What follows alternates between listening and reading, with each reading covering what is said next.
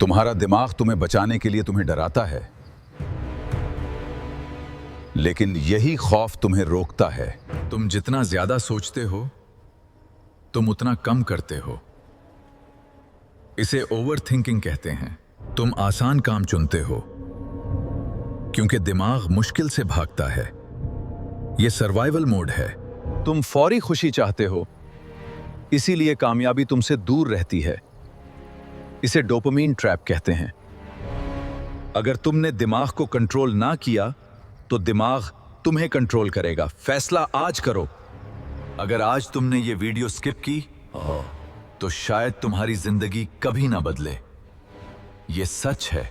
हर इंसान के पास एक मौका आता है, लेकिन ज्यादा लोग उसे पहचान नहीं पाते और वो ही जिंदगी भर पछताते हैं। तुम भी रोज एक मौके खो रहे हो, लेकिन तुम्हें लगता है सब ठीक है।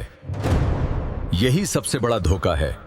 तुम कंफर्ट जोन में हो, जहां सब आसान लगता है, लेकिन तरक्की वहां नहीं होती। कामयाबी मुश्किल फैसलों से आती है। आसान रास्ते सिर्फ वक्त जाया करते हैं। फर्क सिर्फ एक डिसीजन का होता है। या तो तुम बदल जाओ या जिंदगी वैसी ही रहे। अभी फैसला करो, वरना तुम भी वही बन जाओगे जो सिर्फ ख्वाब देखते रहते हैं।